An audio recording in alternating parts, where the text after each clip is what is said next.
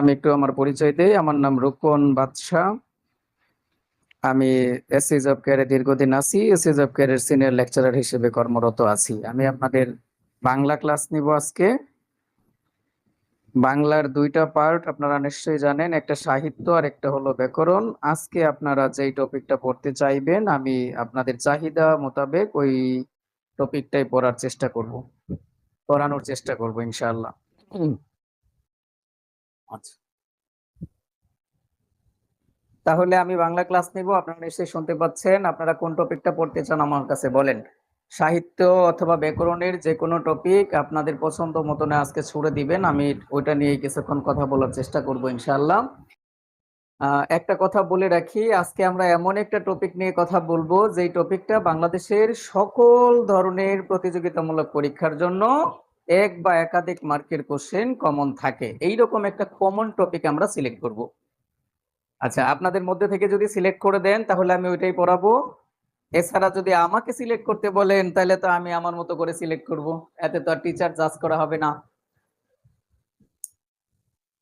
কারো কোনো কথা থাকলে আমাকে বলবেন, আমি শুনতে পাচ্ছি, আমার কাছে হেডফোন আছে, আমি শুনতে পারবো ইনশাল্লাহ। আজকে যে ক্লাসটা নিচ্ছি বা নিব এটা সবার জন্য উন্মুক্ত। আপনারা যারা আবার আমাদের পেইড বেসে ভর্তি হবেন তাদের জন্য আমি একেবারে জিরো থেকে বাংলা পড়াবো। জিরো থেকে বাংলা পড়াবো। আজকের ক্লাস নিয়ে তাদের কোনো সংশয় থাকার কথা না, কারণ আজকের ক্লাসটা সবার জন্য, সবাই যেন করে কিছুটা হলেও উপকৃত হতে পারে। এই জন্য আজকের ক্লাসটা হলো উন্মুক্ত ক্লাস। যারা ভর্তি হবেন তাদের জন্য আবার আমরা আমাদের একটা কোর্স কারিকুলাম আছে, সেই কোর্স কারিকুলাম ধরে ধরে আমরা একেবারে জিরো লেভেল থেকে বাংলা শেষ করে দেওয়ার চেষ্টা করব।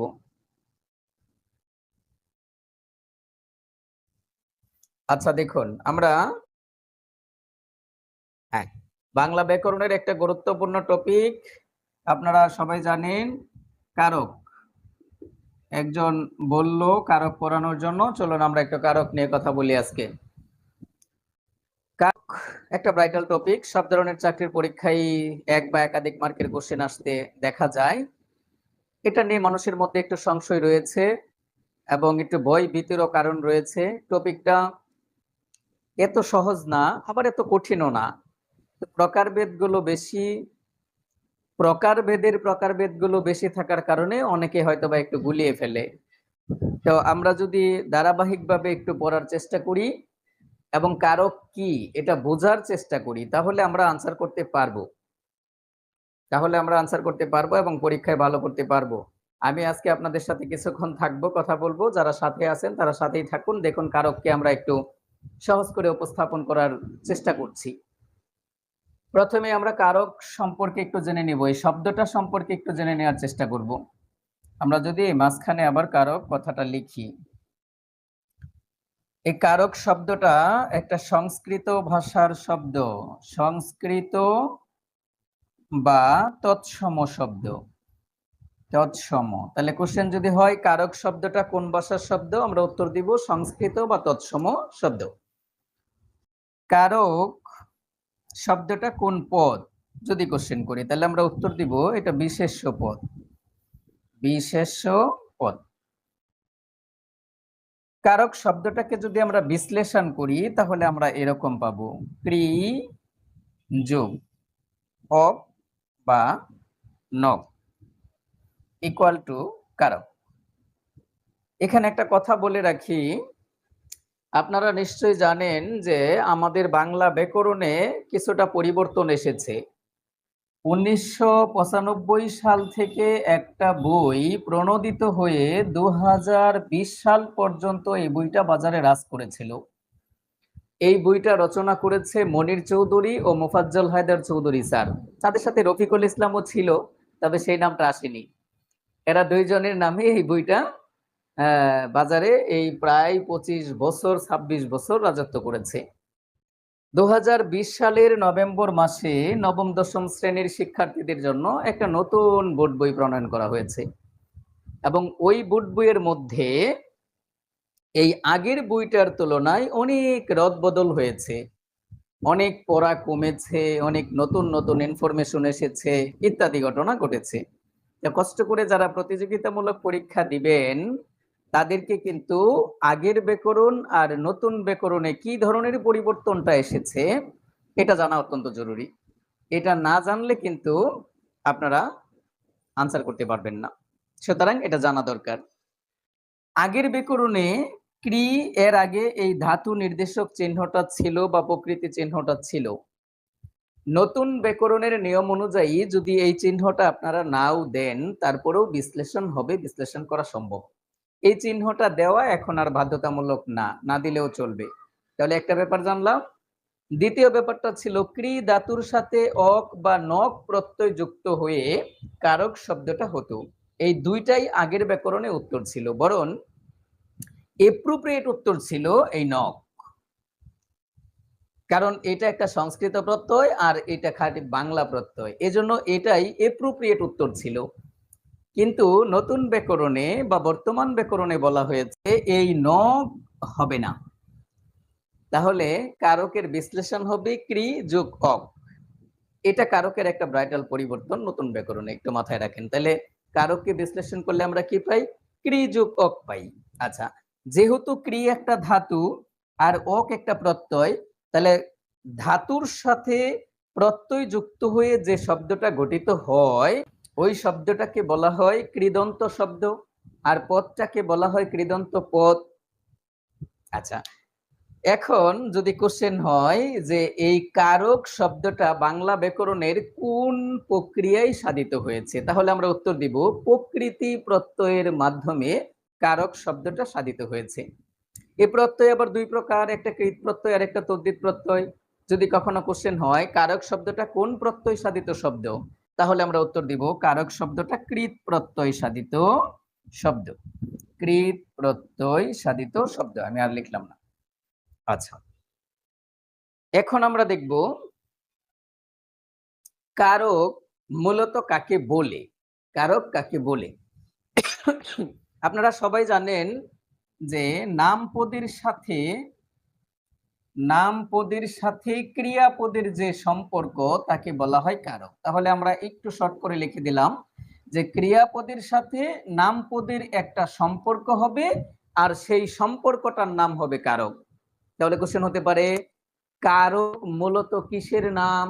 আমাদেরকে উত্তর দিতে হবে কারক মূলত সম্পর্কের নাম। কারক মূলত কিসের নাম? সম্পর্কের নাম।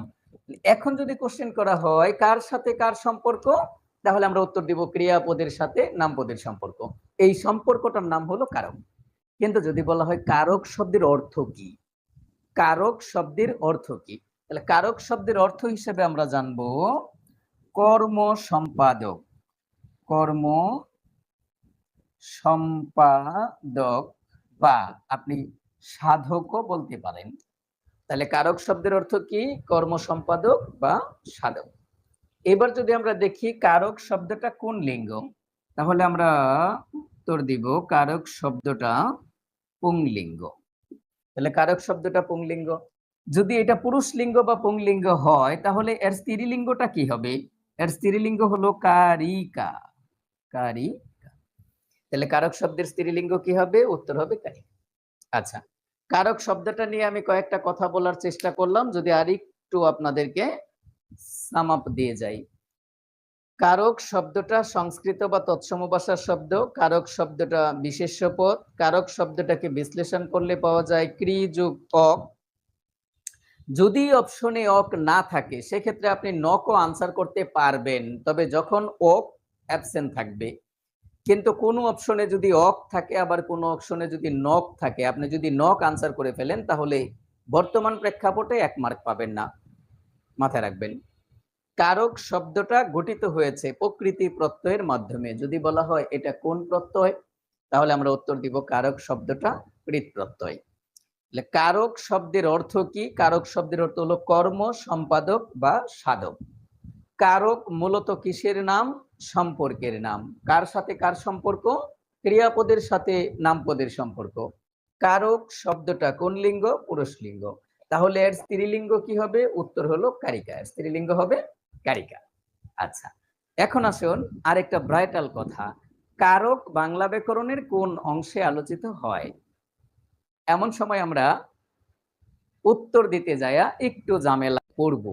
কেউ কেউ উত্তর দিব কারক শব্দটা বাংলা ব্যাকরণের শব্দতত্ত্বে আলোচিত হয়, কেউ উত্তর দিবে কারক শব্দটা বাক্যতত্ত্বে আলোচিত হয়। তাহলে স্যার আমরা কোনটা উত্তর দিব? দেখুন, কারক শব্দটা বাক্য শব্দতত্ত্বে আলোচিত হতো, এটা আগের ব্যাকরণে বলা হয়েছিল। কিন্তু নতুন ব্যাকরণে বলা হয়েছে কারক শব্দটা বাক্যতত্ত্বে আলোচিত হয়। এবং এর একটা যৌক্তিকতা আছে। কারক শব্দটা বাক্যতত্ত্বে আলোচিত হয়, এটাই লজিক্যাল এবং যৌক্তিক। কেন বলুন তো? ধরেন আমি যদি বলি সর্বঙ্গ, সর্ব অঙ্গ, এই যে সর্বঙ্গ শুধু কথাটা যদি আমি শুধু শব্দটা লিখি, তাহলে কিন্তু আপনি এখানে কারক নির্ণয় করতে পারছেন না। তার মানে একটা শব্দ বা শব্দ থেকে আপনি কারক নির্ণয় করতে পারবেন না। কারক নির্ণয় করতে গেলে আপনাকে অবশ্যই একটা বাক্য থেকে কারক নির্ণয় করতে হবে। আর যেহেতু কারকটা বাক্য থেকে নির্ণয় করতে হয়, সুতরাং এটা বাক্যতত্ত্বের আলোচ্য বিষয়। তাহলে এখন যদি কোশ্চেন হয়ে যায় যে কারক বাংলা ব্যাকরণের কোন অংশে বা কোন তত্ত্বে আলোচিত হয়, আমরা চিন্তা ভাবনা ছাড়া বাক্যতত্ত্ব আনসার করার চেষ্টা করব, যদি অপশনে বাক্যতত্ত্ব থাকে। আর যদি অপশনে বাক্যতত্ত্ব না থাকে, সেক্ষেত্রে আমরা শব্দতত্ত্ব আনসার করব। মাথায় রাখবেন, একটা গুরুত্বপূর্ণ বক্তব্য। আগের ব্যাকরণ এবং নতুন ব্যাকরণের মধ্যে এই তফাৎটা হয়েছে। আচ্ছা, এবার যদি আমি লিখি সর্ব অঙ্গে ব্যথা ঔষধ দিব কোথা, সর্ব অঙ্গে ব্যথা ঔষধ দিব কোথা, এই বাক্যে সর্ব অঙ্গে কোন কারকে কোন বিভক্তি কোশ্চেন করতে পারে। তাহলে আমরা দেখেন তখন আমরা নিশ্চিত সর্বঙ্গ কোন কারকে কোন বিভক্তি এটা আনসার করতে পারবো। এজন্যই কারক সাধারণত বাক্য তত্ত্বেই আলোচিত হয়। তাহলে এটা কারকের একটা ব্রাইটাল পরিবর্তন হয়েছে আগের ব্যাকরণ এবং নতুন ব্যাকরণের মধ্যে। আচ্ছা, এখন আসুন আমরা আরেকটু একটু জটিল করে একটা পাঠ দেখানোর চেষ্টা করি। যদিও এটাকে সহজ করেও দেখানো যায়, আমরা সহজ করেও দেখাবো। আগে জটিলটা দেখাই। ধরেন আপনার পরীক্ষার মধ্যে কোশ্চেন হয়েছে, আমরা কারকের সংজ্ঞা হিসেবে দিয়েছিলাম যে ক্রিয়াপদের সাথে নামপদের যে সম্পর্ক তার নাম কারক। আবার আমি কোশ্চেন করেছিলাম কারক মূলত কিসের নাম, আমি উত্তর দিয়েছিলাম কারক মূলত সম্পর্কের নাম। যদি কোশ্চেন হয় কার সাথে কার সম্পর্ক, আমরা উত্তর দিব ক্রিয়াপদের সাথে নামপদের সম্পর্ক। কিন্তু এখন যদি কোশ্চেন করা হয় কারক প্রধানত কত প্রকার, সেক্ষেত্রে আপনারা সবাই আনসার করতে পারবেন 6 প্রকার। যারা একেবারে প্রিপারেশন নেননি তারাও 6 প্রকার আনসার করতে পারবেন, কারণ অলরেডি নবম দশমের শ্রেণীতে পড়ে আসছেন, অথবা আপনি ইউটিউবে ফেসবুকে বা কোনো বই হাতে নিলেই দেখতে পাবেন কারক 6 প্রকার, সেই সূত্রে এটা আনসার করতে পারবেন। কিন্তু কোশ্চেন কর্তা যদি এখানে একটু ব্যতিক্রমী কোশ্চেনটা করে ফেলে, তখনই আপনি আর আনসার করতে পারবেন না। দেখুন তো ব্যাপারটা কেমন হতে পারে। আমরা যেহেতু বলছি ক্রিয়াপদের সাথে নামপদের যে সম্পর্ক তার নাম কারক, কারক হলো সম্পর্কের নাম। এখন কোশ্চেন কর্তা যদি এইভাবে কোশ্চেনটা করে ফেলে যে ক্রিয়াপদের সাথে নামপদের সম্পর্ক হতে পারে কয় ধরনের, ক্রিয়াপদের সাথে নামপদের সম্পর্ক হতে পারে কয় ধরনের, সেক্ষেত্রে কিন্তু আমরা কেউই আনসার করতে পারবো না। কেন? কারণ কোন রাইটার বাংলাদেশের কোনো বাংলা বইয়ে এই কথা লেখেই নেই। তাহলে আমরা একটু জেনে নেই। বলুন তো ক্রিয়াপদের সাথে নামপদের সম্পর্ক হতে পারে কয় ধরনের? উত্তর হবে 6 ধরনের। আর এই 6 ধরনের সম্পর্ক হতে পারে বিধায় কারক 6 প্রকার। বলেন ব্যাপারটা কি বুঝছেন?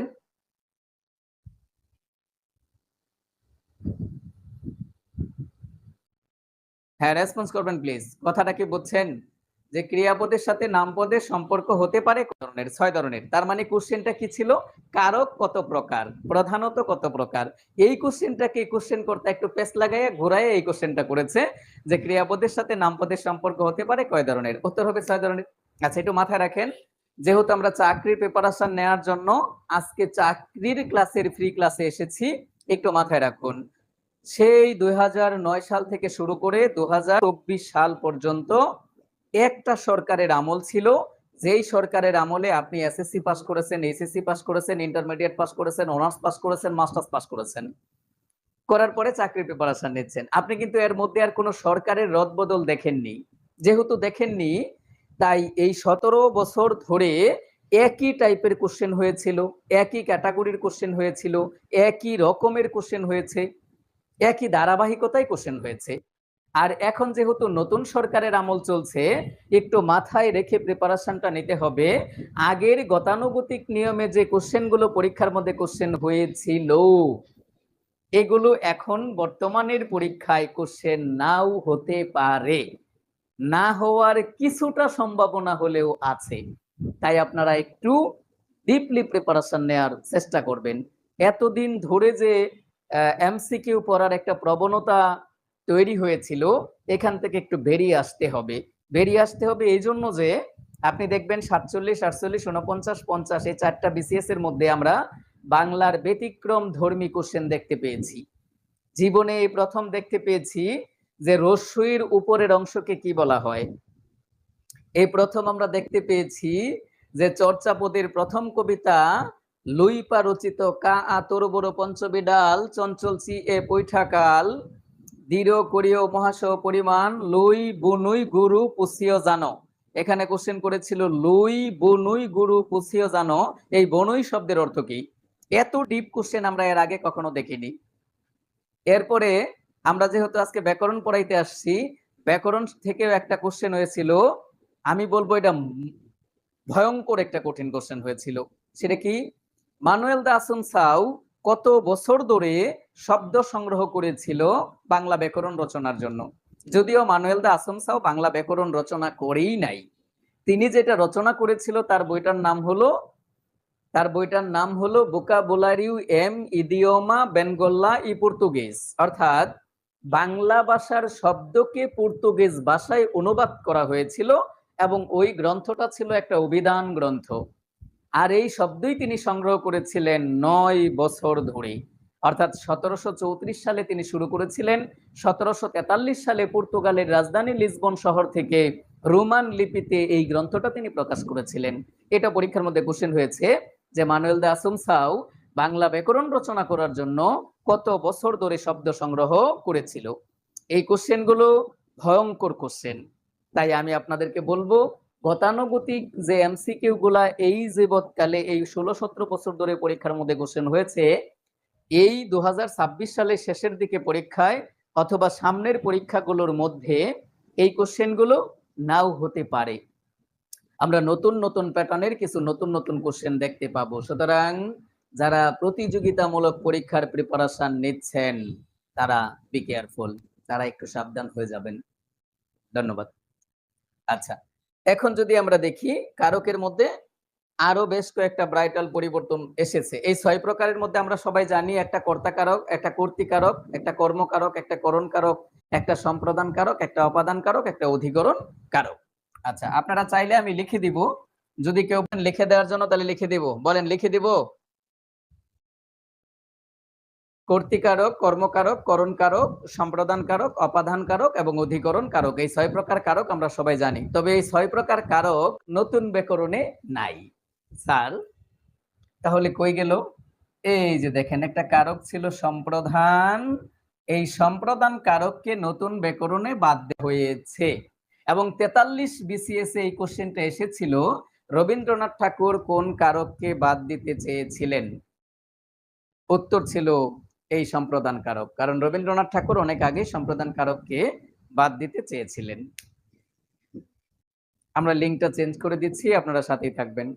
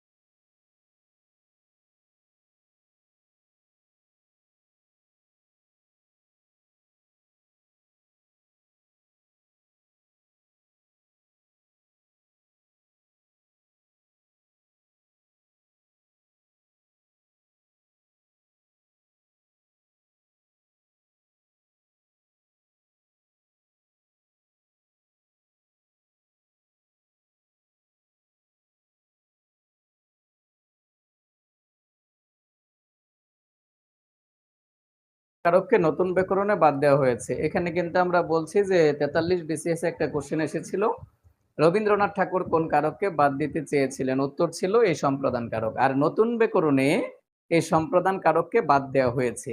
তাহলে স্যার সম্প্রদান কারকের পরিবর্তে কোন কারককে আনা হয়েছে? সম্প্রদান কারকের পরিবর্তে আনা হয়েছে সম্বন্ধ কারককে। সম্বন্ধ কারককে আনা হয়েছে। তাহলে নতুন একটা কারক যুক্ত হয়েছে, এটার নাম কি? সম্বন্ধ কারক। আচ্ছা, তাহলে এখনো পর্যন্ত কারক থেকে তিনটা ব্রাইটাল পরিবর্তন আমরা লক্ষ্য করেছি। একটা হলো ক্রি যোগ অ কারক, ক্রি যোগ ন কারক হবে না। আরেকটা হলো কারককে আগের ব্যাকরণে শব্দতত্ত্বে আলোচনা করা হতো, এখন বাক্যতত্ত্বে আলোচিত হয়। আর সম্প্রদান কারককে বাদ দেওয়া নতুন কারক আনা হয়েছে সম্বন্ধ কারক। আরেকটা ব্রাইটাল পরিবর্তন আনা হয়েছে কারকের, সেটা হলো আগের ব্যাকরণে এই টপিকটার নাম ছিল কারক ও বিভক্তি, নতুন ব্যাকরণে এই টপিকটার নাম কারক ও বিভক্তি নয়, এই টপিকটার নাম শুধু কারক।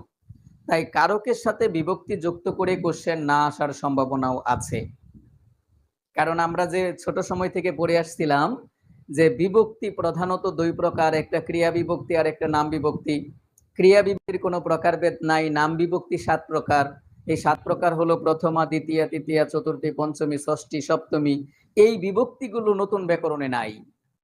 তাই এখন পরীক্ষার মধ্যে এই ধরনের কোশ্চেন না হওয়ারও সম্ভাবনা আছে যে সর্বঙ্গে ব্যথা ঔষধ দিব কোথা, এখানে সর্বঙ্গে কোন কারকে কোন বিভক্তি, এমন কোশ্চেন নাও হতে পারে।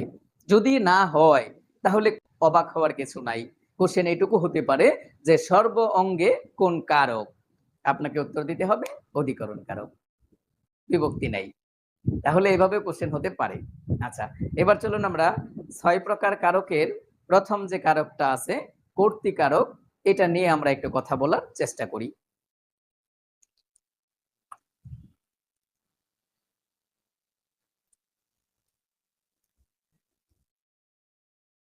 কর্তৃকারক, কর্তৃকারক, এই যে আমি কর্তৃকারকটা লিখেছি, যদি পরীক্ষার ফলে এটা কোশ্চেন আসে যে নিচের কোন বানানটি শুদ্ধ, আমরা নাচতে নাচতে চিন্তা ভাবনা ছাড়া সবাই উত্তর দিয়ে দিব কর্তৃকারক, যখন অপশন এটা থাকবে। যদি এটাই উত্তর দেন তাহলে 1 নাম্বার তো পাবেনই না, বরং 1.5 মার্ক চলে যাবে। কেন? কারণ নতুন ব্যাকরণে এই বানানটাকে পরিবর্তন করা হয়েছে, পরিবর্তন করে বলা হয়েছে কর্তা কারক। তাহলে বলেন কর্তৃকারকের নাম পরিবর্তন করে কি করা হয়েছে? কর্তা কারক করা হয়েছে। বুঝছেন নি ঘটনাটা? তাহলে একটু খেয়াল করে দেখেন, আমরা আগের ব্যাকরণের কারকের চেয়ে নতুন ব্যাকরণের কারকে আমরা কতগুলো পরিবর্তন লক্ষ্য করলাম। এই পরিবর্তনগুলো আপনাকে জানতে হবে ভাই, না জানলে কিন্তু আপনি প্রতিযোগিতামূলক পরীক্ষায় কিছুটা হলেও হুঁচট খাবেন। আচ্ছা, তাহলে আমরা যে কারকটা পড়বো এই কারকটা কর্তৃকারক নয়, এই কারকটার নাম হলো কর্তা কারক। তাহলে আমরা কর্তা কারক পড়বো। চলুন দেখি কর্তা কারক।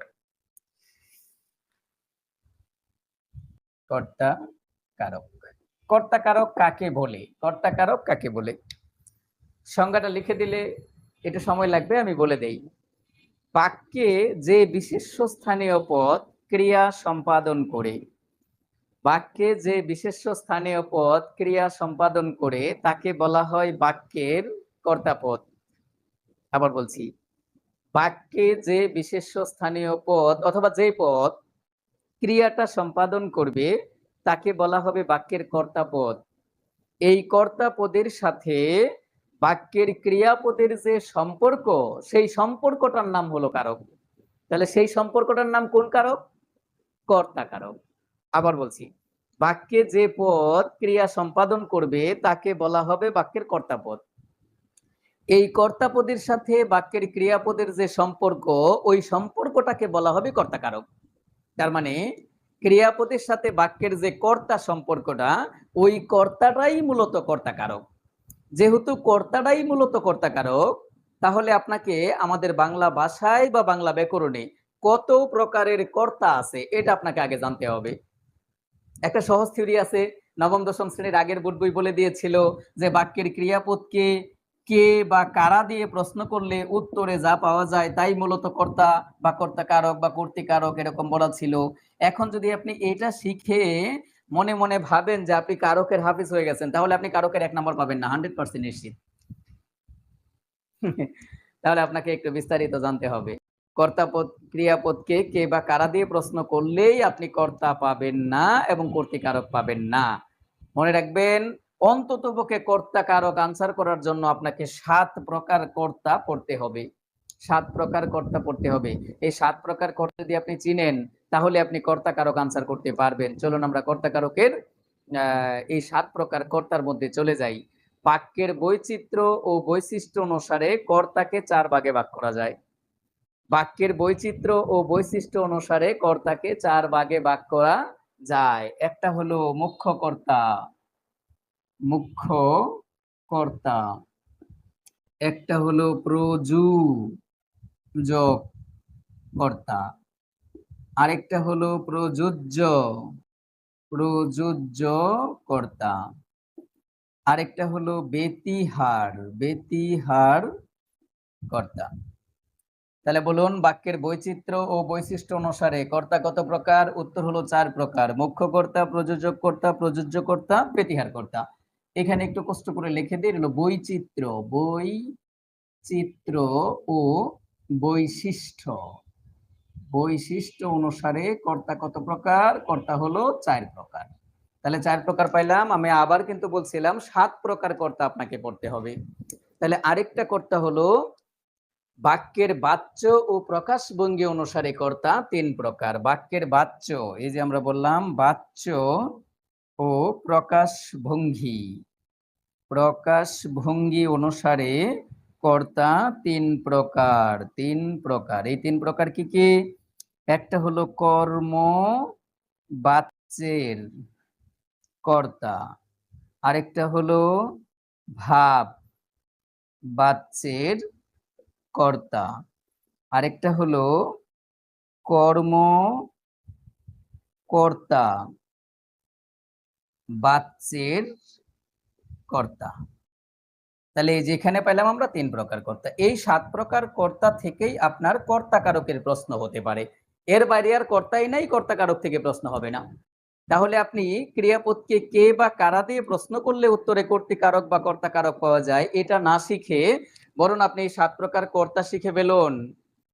কেন আপনাকে এই 7 প্রকার কর্তাই শিখতে হবে?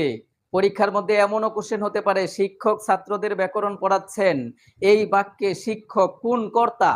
যদি কোশ্চেন করে ফেলে তাহলে আপনি 1 নাম্বার পাবেন না, 100% নিশ্চিত। কারণ আপনি কোন কর্তা এটা পড়েনি নাই, আপনি পড়েছেন হচ্ছে কারক। আর কারক থেকে এই কোশ্চেনটা 2025 সালের বেশ কয়েকটা পরীক্ষার মধ্যে হয়েছে। আপনারা যদি কেউ জব সলিউশন প্র্যাকটিস করেন, প্র্যাকটিস করলেই দেখতে পাবেন যে হ্যাঁ, কোশ্চেন হয়েছে এরকম। তাহলে যেহেতু কোশ্চেন এরকমও হয়ে যায়, সেহেতু আপনাকে কষ্ট করে কর্তা আগে চিনতে হবে, এরপরে কর্তা কারক নির্ণয় করবেন। চলুন আমরা দেখি মুখ্য কর্তা কাকে বলে। মুখ্য কর্তা কাকে বলে? বাক্যের মধ্যে একটা কর্তা থাকবে, এবং ওই বাক্যের ক্রিয়াটা সেই কর্তাটাই সম্পন্ন করবে। তাহলে কর্তা একজন, কাজটা ওই একজনই করবে। যদি এইরকম কোনো বাক্য থাকে তাহলে আমরা ওই বাক্যের কর্তাটাকেই বলবো মুখ্য কর্তা। আবার বলছি, বাক্যের মধ্যে কর্তা একজন এবং ওই একজনই বাক্যের কাজটা সম্পন্ন করবে। তাহলে একটা কর্তাই যদি থাকে আর সেই যদি কাজটা করে, ওই কর্তাটাকেই বলবো আমরা কি কর্তা? মুখ্য কর্তা। এক্সাম্পল, আমি যদি এরকম বলি, করিম অঙ্ক করে। একটু খেয়াল করে বলেন এখানে ক্রিয়াপদ কোনটা? করে। আচ্ছা, একে যদি আমরা কোশ্চেন করি, কে করে? করিম। এখন বলেন তো, এই অঙ্ক করার কাজটা কি শুধু করিমেই করতেছে নাকি আরো কেউ করে দিচ্ছে? না, করিমে নিজেই করতেছে। সুতরাং এই করিমটাকেই বলছি আমরা মুখ্য কর্তা। তাহলে এরকম একটা বাক্য দিল, করিম অঙ্ক করে। এখানে করিম কোন কর্তা? আমরা উত্তর দিয়ে দিব মুখ্য কর্তা। এরপরে আমরা বলছিলাম যে এই কর্তার সাথে বাক্যের ক্রিয়াপদের যে সম্পর্ক, সেই সম্পর্কটার নাম হলো কর্তা কারক। তাহলে এখন যদি আপনাকে কোশ্চেন করে করিম কোন কারক, তাহলে আপনি উত্তর দিয়ে দিবেন কর্তা কারক। কেননা এই যে কর্তার সাথে ক্রিয়ার সম্পর্ক, তাহলে এটা কর্তা কারক। আপনার কাছে কর্তা জানতে চাইছে, কর্তা যখন জানতে চাইছে তখন কর্তা কারক। এইবার যদি আপনাকে প্রশ্ন করে যে করিম কোন কারকে কোন বিভক্তি, তাহলে আপনি উত্তর দিবেন এই যে সাথে একটা ও আছে, ও কোনো বিভক্তির রূপ না, এটা হলো শূন্য বিভক্তি। তাহলে উত্তর হবে কর্তা কারকে শূন্য বিভক্তি। এরকম ভাবে আপনাকে কারক পড়তে হবে। তাহলে এখন করিমের জায়গাটার মধ্যে যদি আমি সাবজেক্ট চেঞ্জ করে দেই আমি আরো কত কত সাবজেক্ট বসাতে পারি। ওই সব কয়টা কর্তাই হবে মুখ্য কর্তা। বলেন তো ভাই, যারা যুক্ত আছেন তারা কি মুখ্য কর্তা বুঝেছেন, না আমি আরো এক্সাম্পল দিব? জি, ধন্যবাদ। এখন দেখুন, প্রযোজক কর্তা বা প্রযোজ্য কর্তা এই দুইটা কি? একজন কর্তা কাজ করার জন্য অর্ডার করবে, মাতভরি করবে, আরেকটা কর্তা কাজটা করবে। তাহলে বাক্যের মধ্যে দুইটা কর্তা থাকবে। একটা কর্তা কাজ করবে, আরেকটা কর্তা কাজের জন্য অর্ডার করবে। যেমন আমরা যদি একটা বাংলা সিনেমার দিকে লক্ষ্য করি, তাহলে এই সিনেমাটা যারা পরিচালনা করতেছে তাদেরকে বলা হয় পরিচালক বা প্রযোজক। আর ওই পরিচালক বা প্রযোজকের পরিচালনায় যারা অভিনয়টা করতেছে তারা হলেন প্রযোজ্য। ব্যাপারটা কি বুঝলেন? তাহলে কাজটা কিন্তু দুজনে করতেছে, একজনে ডিরেকশন দিচ্ছে, আরেকজনে অভিনয় করছে। যিনি অভিনয় করছেন তিনি প্রযোজ্য, আর যিনি ডিরেকশন দিচ্ছেন তিনি প্রযোজক। কেন? কারণ ওই প্রযোজকের ডিরেকশনটাই অভিনেতা অভিনেত্রীদের জন্য প্রযোজ্য, তাই তারা প্রযোজ্য কর্তা। আর ডিরেকশন যিনি দিচ্ছেন ইনি হলেন প্রযোজক কর্তা। আমরা একটা বাক্যের মধ্যেই এই প্রযোজক কর্তা এবং প্রযোজ্য কর্তা বোঝানোর চেষ্টা করছি। একটু দেখুন, আমি যদি এরকম বলি, শিক্ষক ছাত্রদের ব্যাকরণ পড়াচ্ছেন, শিক্ষক ছাত্রদের ব্যাকরণ পড়াচ্ছেন। একটু বলেন তো ভাই, এখানে ক্রিয়াপদ কোনটা? পড়াচ্ছেন। আচ্ছা, পড়াচ্ছেন এটা ক্রিয়াপদ। কে পড়াচ্ছেন? শিক্ষক। ইনি একটা কর্তা। এখন বলেন তো, ব্যাকরণ পড়ার কাজটা করতেছে কারা? ছাত্ররা। তাহলে এরাও তো কাজ করতেছে, নাকি খালি শিক্ষকই কাজ করতেছে? না, শিক্ষকও কাজ করতেছে, ছাত্ররাও কাজ করতেছে। কিন্তু শিক্ষকের কাজটা একটু হামকি দামকি টাইপের, করো এই সেই ইত্যাদি ইত্যাদি, একটু হামকি দামকি টাইপের। এই জন্য শিক্ষককে বলছি আমরা প্রযোজক বা পরিচালক। তাহলে শিক্ষকটা হবে প্রযোজক কর্তা, আর ছাত্রদের হলো প্রযোজ্য কর্তা। এখন আপনি এই বাক্যটাই দিল, দেয়া যদি পরীক্ষার মধ্যে কোশ্চেন কর্তা এই কোশ্চেনটা করে যে শিক্ষক ছাত্রদের ব্যাকরণ পড়াচ্ছেন, এই বাক্যে শিক্ষক কোন কর্তা, তখন তো আমরা সবাই হিমশিম খাবো, কারণ আমরা তো কর্তা চিনি না। আমরা চিনি কর্তা, এই কর্তৃকারক। আমরা সবাই কারকই পড়াইছে, কর্তা পড়ায় নাই। আপনি কিন্তু আনসার করতে পারবেন না। তাহলে আজকে ভালো করে শিখে নেন, আমরা তখন উত্তর দিয়ে দিব এটা প্রযোজক কর্তা। এবার যদি কোশ্চেন করে যে শিক্ষক ছাত্রদের ব্যাকরণ পড়াচ্ছেন, এখানে শিক্ষক কোন কারক, যেহেতু এটা কর্তা আর কর্তার সাথে ক্রিয়ার যে সম্পর্ক সেটাকে আমরা বলছি কর্তা কারক, তাহলে এটা উত্তর হবে কর্তা কারক। যদি বলা হয় এটা কোন কারকে কোন বিভক্তি, তখন আমরা উত্তর দিব কর্তা কারকে কয়ের সাথে ও আছে, ও কোনো বিভক্তির রূপ না, সুতরাং এটা হবে শূন্য। তাহলে উত্তর হবে কর্তা কারকে শূন্য বিভক্তি। এইবার চলেন, শিক্ষককে ছেড়ে দেন, এর বহুত ধরছেন। এবার এখন আপনাকে কোশ্চেন করবে, শিক্ষক ছাত্রদের ব্যাকরণ পড়াচ্ছেন, এখানে ছাত্র কোন কর্তা? আমরা উত্তর দিয়ে দিব ছাত্রদের প্রযোজ্য কর্তা। যেহেতু এটা কর্তা সেহেতু এটা কর্তা কারক। তাই যদি কোশ্চেন হয় শিক্ষক ছাত্রদের ব্যাকরণ পড়াচ্ছেন, এখানে ছাত্রদের কোন কারক, আমরা উত্তর দিয়ে দিব কর্তা কারক। যদি বলা হয় ছাত্রদের কোন কারকে কোন বিভক্তি, তখন আমরা উত্তর দিয়ে দিব এখানে এর বিভক্তি আছে, আর এর বিভক্তি হলো ষষ্ঠী বিভক্তির রূপ, সুতরাং এটা উত্তর হবে কর্তা কারকে ষষ্ঠী বিভক্তি। কর্তা কারকে ষষ্ঠী বিভক্তি। বলেন তো ভাই, প্রযোজক কর্তার প্রযোজ্য কর্তা বুঝছেন নাকি একটু দ্রুত পড়ায় ফেলছি? দ্রুত পড়ায় ফেললে আরেকটা এক্সাম্পল দেই, চলেন। যদি আমরা এরকম বলি, রাখাল গরুকে ঘাস খাওয়ায়, রাখাল গরুকে ঘাস খাওয়ায়। এটা মাথায় রাখবেন, গরু বানানটার মধ্যে কিন্তু পরিবর্তন এসেছে। এই যে গ উকার অন্তস্থ র রস্যু উকার, গরু, এটা কিন্তু পরিবর্তন এসেছে, একটু খেয়াল করে রাখবেন। হ্যাঁ, আচ্ছা, তাহলে রাখাল গরুকে ঘাস খাওয়ায়, বলেন তো ক্রিয়াপদ কোনটা? খাওয়ায়। এখন বলেন কে খাওয়ায়? রাখাল। তার মানে রাখাল গরুকে ঘাস খাওয়ানোর কাজটা জাস্ট একটু পরিচালনা করতেছে, বাট ঘাসটা খাইতেছে কেডা? খাইতেছে কিন্তু গরু।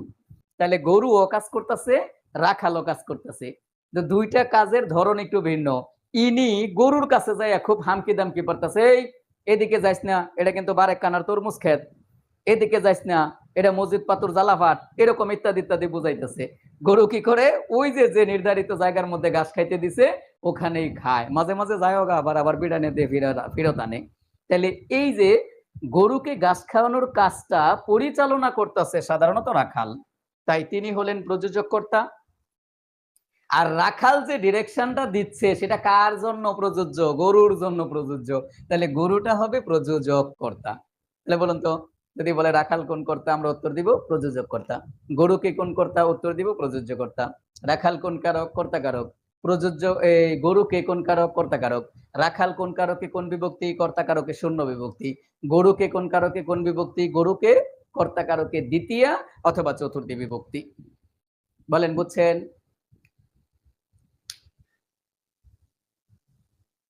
ধন্যবাদ। জি জি।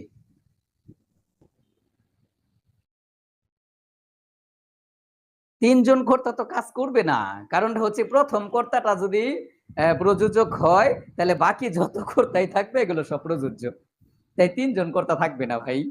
ওইরকম কোন বাক্য আমার লাইফে এখন আমি পাই নাই, পাইলে পরে আপনাদেরকে জানাই দেবো ইনশাল্লাহ।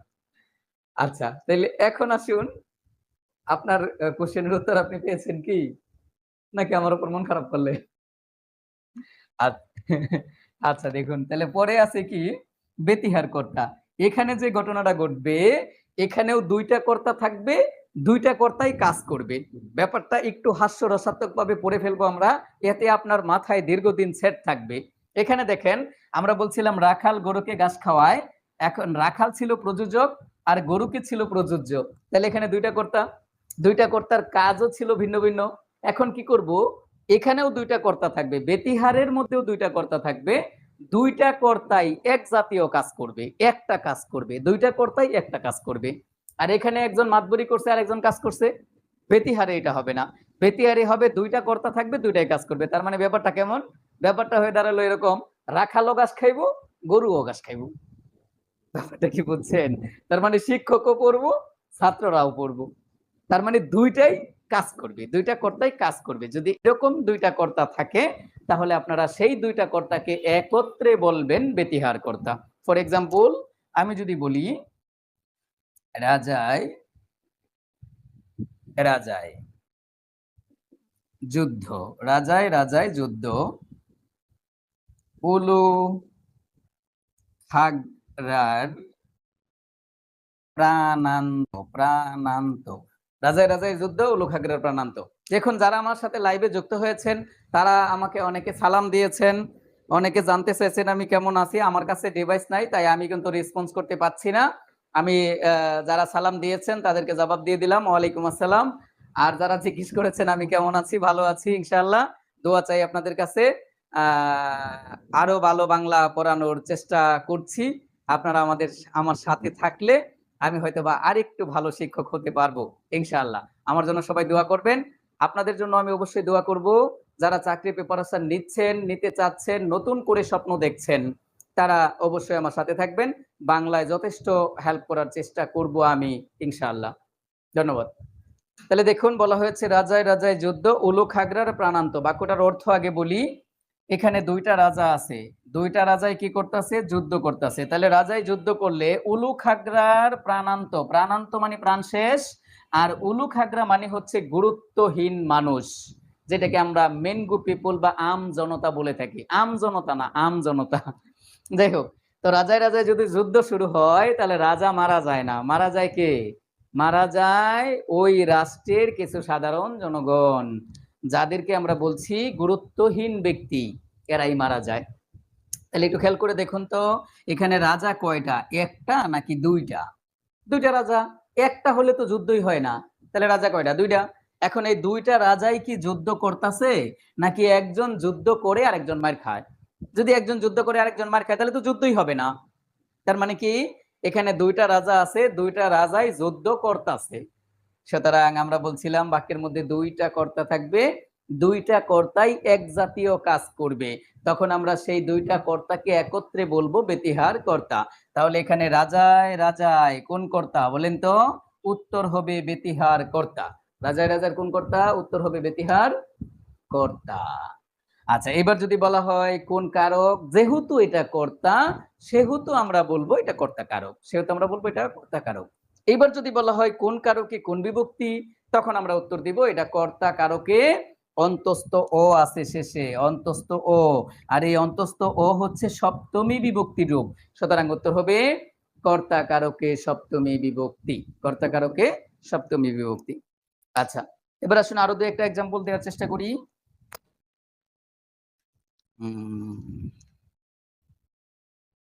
আমরা যদি এরকম উত্তর দেই, পণ্ডিতে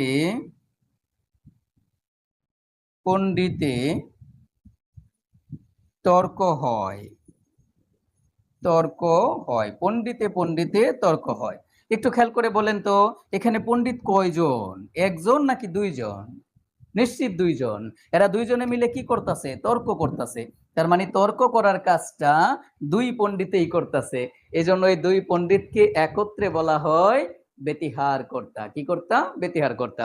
যদি বলা হয় কোন কারক, আমরা উত্তর দিব কর্তা কারক।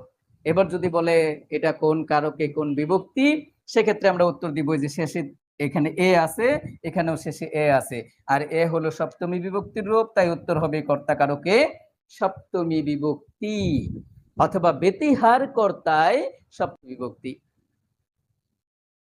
আচ্ছা বলেন, ব্যতিহার কর্তা বুঝলেন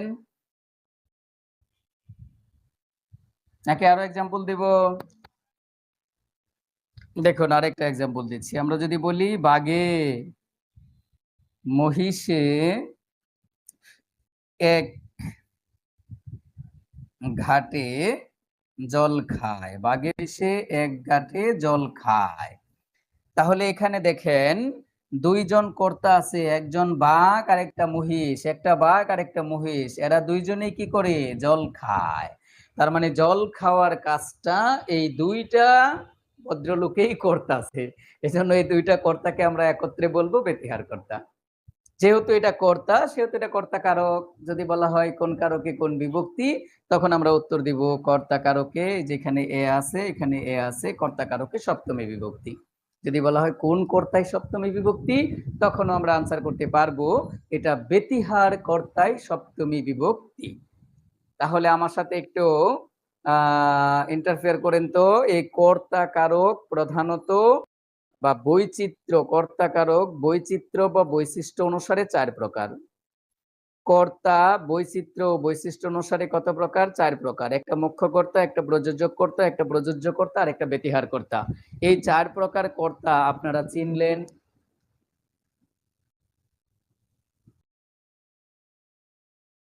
জি ধন্যবাদ। এই 4 প্রকার কর্তা নিয়ে কারো কোনো প্রশ্ন আছে যে আমি এটা বুঝি নাই ওটা বুঝি নাই, বা স্যার এটা আরেকটু বুঝাইয়া দেন তাহলে বেটার হবে, এমন কারো কোনো কোশ্চেন আছে? থাকলে বলেন। জি আচ্ছা, কোনো প্রশ্ন নাই, ধন্যবাদ।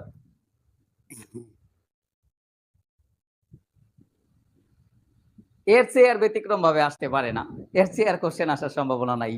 বরং যে ব্যতিক্রমটা হতে পারে সেটা আমি আপনাকে বোর্ডে পড়ায় এলাইছি।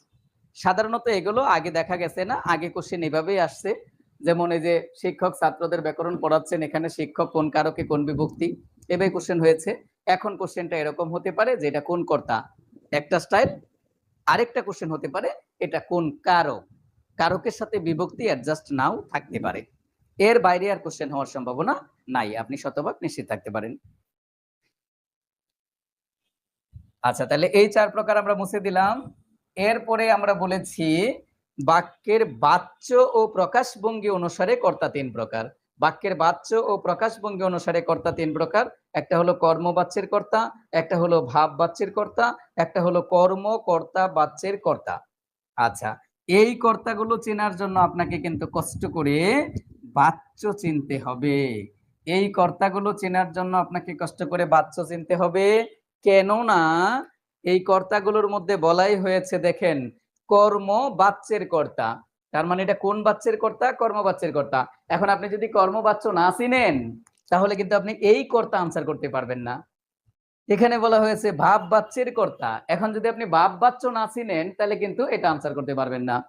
এখানে বলা হয়েছে কর্ম কর্তা বাচ্যের কর্তা, তার মানে ইংরেজিতে যেটাকে বলা হয় কোয়াসিপেসিভ ভয়েস। এই কোয়াসিপেসিভ ভয়েস যদি আপনি না জানেন তাহলে কিন্তু আপনি কর্মকর্তা বাচ্চের কর্তা আনসার করতে পারবেন না। তাহলে কষ্ট করে এই ৩ কর্তা চেনার জন্য আপনাকে এখন এই মুহূর্তে ইনস্ট্যান্ট বাচ্চ পড়তে হবে। বাচ্চ পড়লেই পরে আপনি বাচ্চের কর্তা চিনতে পারবেন এবং ওই কর্তাগুলো থেকে কোশ্চেন করলে আপনি আনসার করে ফেলতে পারবেন এটা এই বাচ্চের কর্তা। ব্যাপারটা বুঝছেন? তাহলে এখন আমাকে কষ্ট করে এই কর্তাগুলো চেনানোর জন্য কোথায় যেতে হবে বলেন তো? বাচ্চের কাছে যেতে হবে। এখন আপনারা কি বাচ্চা পড়তে চান? বলেন, বলেন। জি স্যার, জি স্যার। চলুন আমরা বাচ্চা পড়ে ফেলি। বাচ্চা খুবই সহজ, খুব বেশি সময় লাগবে না। মাত্র ১০ মিনিট সময় লাগবে আমরা বাচ্চা পড়ে ফেলবো। ১০ মিনিটও লাগার কথা না, লিখলে একটু সময় লাগবে তার জন্য লাগবে। বাচ্য কাকে বলে? বাচ্যও কিন্তু ব্যাকরণের বাক্যতত্ত্বে আলোচিত হয়। এটা বিশেষ্য পদ, এটা সংস্কৃত ভাষার শব্দ। এই ৩ টা কথা মনে রাখুন। এরপরে বাচ্য কাকে বলে? একটা বাক্যকে আমরা বিভিন্নভাবে প্রকাশ করতে পারি। এই যে একটা বাক্যের বিভিন্ন ধরনের প্রকাশ ভঙ্গি, এই প্রকাশ ভঙ্গিটাকেই বলা হয় মূলত বাচ্য। অর্থাৎ বাক্যের বিভিন্ন ধরনের প্রকাশ ভঙ্গিকে বলা হয় বাচ্য। এই বাচ্য সাধারণত ৩ প্রকার, প্রধানতও ৩ প্রকার। যেভাবেই কোশ্চেন আসুক ৩ প্রকার। ৩ প্রকার কি, কি? একটা হলো দেখেন কর্তা বাচ্য। কর্তা বাচ্য। একটু খেয়াল করে শুনবেন। আগের ব্যাকরণে কিন্তু এই কর্তা বাচ্য বলা হয়নি। এখানে কিন্তু বলা হয়েছে কর্তৃবাচ্য। তা আমরা কিন্তু আগেই বলছি যে কর্তৃকে পরিবর্তন করে কর্তা করা হয়েছে। তাই আমি কিন্তু কর্তাবাচ্য লিখছি, কর্তৃবাচ্য লিখছি না। এরপরে আরেকটা হলো কর্মবাচ্য, কর্মবাচ্য। তারপরে হলো ভাববাচ্য, ভাববাচ্য। এই হলো বাচ্য ৩ প্রকার। এখানে কিন্তু কোশ্চেন হয় কর্তা বাচ্চে কি প্রধান? আপনারা লিখে রাখতে পারেন কর্তা বাচ্চে কর্তা প্রধান। আমি লিখে দিলাম না, বলে দিলাম। কর্মবাচ্যে কি প্রধান? কর্মবাচ্যে কর্ম প্রধান। যদি বলা হয় ভাব বাচ্যে কি প্রধান তাহলে আমরা উত্তর দিব ভাব বাচ্যে ক্রিয়া প্রধান। আবার বলে দিচ্ছি কর্তা বাচ্যে কর্তা প্রধান, কর্ম বাচ্যে কর্ম প্রধান এবং ভাব বাচ্যে হলো ক্রিয়া প্রধান। তাহলে চলুন আমরা একটা বাক্য দিয়েই আপনাদেরকে এই কর্তা বাচ্য, কর্মবাচ্য এবং ভাব বাচ্য চেনানোর চেষ্টা করবো ইনশাল্লাহ। আমরা যদি এরকম বলি,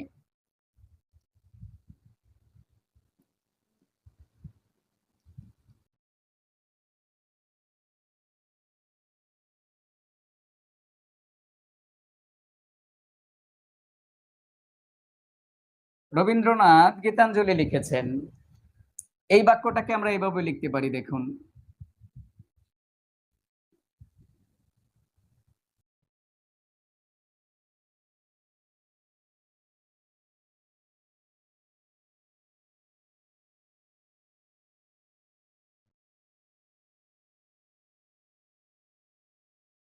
রবীন্দ্রনাথ কর্তৃক গীতাঞ্জলি লিখিত হয়েছে। এই বাক্যটাকে আমরা এভাবেও লিখতে পারি।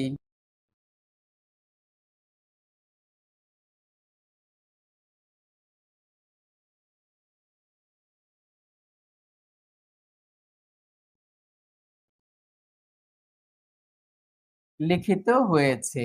এই যে দেখেন একটা বাক্যকে আমরা এই যে ৩ টা ভাবে প্রকাশ করলাম, এই ৩ টা ভাবকে আমরা সাধারণত বলছি বাচ্য। তাহলে একটা বাক্যকে আমরা ৩ টা ভাবে প্রকাশ করলাম, এই ভাবগুলোকে আমরা বলছি বাচ্য। এজন্যই আমরা কিন্তু বাচ্যের সংজ্ঞায় বলেছিলাম যে বাক্যের বিভিন্ন ধরনের প্রকাশ ভঙ্গিকে বলা হয় বাচ্য।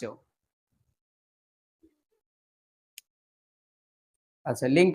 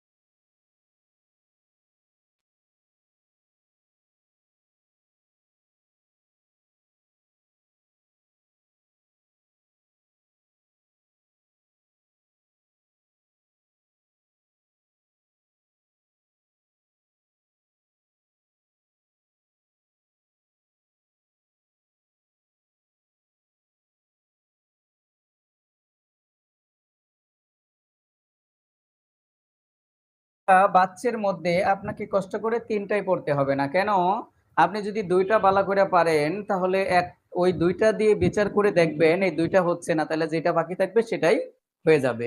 এজন্য আপনার কষ্ট করে তিনটাই পড়তে হবে না। যদি আপনি কর্তাবাচ্য আর কর্মবাচ্য ভালো করে পারেন তাহলে এই দুইটা দিয়ে বিচার করে দেখবেন এই দুইটা হচ্ছে না, তাহলে কি হবে? ভাববাচ্য। আপনি যদি ভাববাচ্য আর কর্মবাচ্য পারেন ভালো করে তাহলে এই দুইটা দিয়ে বিচার করে দেখবেন যে এই দুইটা হচ্ছে না, তাহলে কি হবে? কর্তাবাচ্য। যখন কর্তাবাচ্য আর ভাববাচ্য পারেন এই দুইটা দিয়ে বিচার করে দেখবেন এটা হচ্ছে না, তখন উত্তর হবে কর্মবাচ্য। তার মানে আপনাকে কষ্ট করে তিনটাই পড়তে হবে না, এটা হলো পড়ার চুরি। আপনি যদি দুইটা ভালো করে পারেন আরেকটা অটোই পারবেন, আরেকটা অটোই পারবেন। এখন আপনি বলেন তো এই তিনটা বাচ্চের মধ্যে আমাদের কাছে কঠিন মনে হয় কোনটা? নিচের দুইটা বাচ্য, কর্ম এবং ভাববাচ্য, এই দুইটাই কঠিন মনে হয়। দেখুন এটা পানির মতো সহজ, মাত্র 3 মিনিট সময় নেব এতে শেষ হয়ে যাবে। কর্মবাচ্য চেনার উপায়, কর্মবাচ্য চেনার উপায় দেখেন, তৃতীয়া বিভক্তি, তৃতীয়া বিভক্তি প্লাস কর্ম, তৃতীয়া বিভক্তি প্লাস কর্ম ইকুয়াল টু কর্মবাচ্য, ইকুয়াল টু কর্মবাচ্য। কর্মবাচ্য শেষ। তাহলে কর্মবাচ্য হওয়ার জন্য কন্ডিশনটা কি বলেন ভাই? তৃতীয়া বিভক্তি থাকবে, তৃতীয়া বিভক্তি থাকবে প্লাস কর্ম থাকবে। এখন তৃতীয়া বিভক্তি কি? দ্বারা দিয়ে কর্তৃক। তৃতীয়া বিভক্তি কি? দ্বারা দিয়ে কর্তৃক। আর কর্ম কিভাবে বের করবেন? বাক্যে ক্রিয়াপদকে কি বা কাকে দ্বারা প্রশ্ন করলে উত্তরে কর্ম পাওয়া যাবে। বাক্যে ক্রিয়াপদকে কি বা কাকে দ্বারা প্রশ্ন করলে উত্তরে কর্ম পাওয়া যাবে। তাহলে একটু দেখেন তো, রবীন্দ্রনাথ কর্তৃক গীতাঞ্জলি লিখিত হয়েছে, এখানে যে কর্তৃক আছে তৃতীয়া বিভক্তি আছে, এই যে তৃতীয়া বিভক্তি আছে। এবার কোশ্চেন করেন তো রবীন্দ্রনাথ কর্তৃক কি লিখিত হয়েছে? কি লিখিত হয়েছে? গীতাঞ্জলি। তাহলে এই যে বাক্যের কর্ম আছে, তাহলে কর্ম এবং তৃতীয়া বিভক্তি একসাথে আছে, সুতরাং এটা কর্মবাচ্য। তাহলে এটা কর্মবাচ্য। এখন এই কর্মবাচ্যের কর্তাটাকে বলেন তো? কর্তাটা হলো রবীন্দ্রনাথ। তাহলে আপনার পরীক্ষার মধ্যে কোশ্চেন হয়েছে রবীন্দ্রনাথ কর্তৃক গীতাঞ্জলি লিখিত হয়েছে, এখানে রবীন্দ্রনাথ কোন কর্তা? আপনি নাচতে নাচতে উত্তর দিয়ে দিবেন এটা কর্মবাচ্যের কর্তা, মাথায় রাখবেন। আমি কিন্তু আপনাকে কিছুক্ষণ আগে বলছিলাম বাক্যের মধ্যে একটা কর্তা থাকবে এবং ওই কর্তাই বাক্যের ক্রিয়াটা সম্পূর্ণ করবে, তখন সেই কর্তাটাকে মুখ্য কর্তা বলা হবে। এখানেও কিন্তু একটাই কর্তা রবীন্দ্রনাথ, এবং গীতাঞ্জলি লেখার কাজটা তিনিই করেছেন, তাহলে তিনি কিন্তু মুখ্যকর্তা হতে পারতেন, বাট তিনি কিন্তু মুখ্যকর্তা হলেন না। কেন হলেন না? কারণ এটা একটা কর্মবাচ্যের বাক্য, আর কর্মবাচ্যের বাক্যের যিনি কর্তা তিনি হবেন কর্মবাচ্যের কর্তা, মাথায় রাখবেন। এজন্যই আপনাকে ভাই আগে কর্তাই চিনতে হবে, তারপরে কারক। ব্যাপারটা কি বুঝতে ধরেছে? তাহলে এখানে রবীন্দ্রনাথ কি হবে? রবীন্দ্রনাথ হবে কর্মবাচ্যের কর্তা। যেহেতু এটা কর্তা সেহেতু এটা কর্তা কারক। যদি বলা হয় রবীন্দ্রনাথ কোন কারকে কোন বিভক্তি, তাহলে আমরা উত্তর দিব কর্তা কারকে শূন্য বিভক্তি। কিন্তু যদি বলে রবীন্দ্রনাথ কর্তৃক কোন কারকে কোন বিভক্তি, সেক্ষেত্রে আমরা উত্তর দিব কর্তা কারকে তৃতীয়া বিভক্তি। বুঝছেন এই ব্যাপারটা? কি বুঝছেন? কর্ম, এই কর্মবাচ্যটা কি চিনছেন?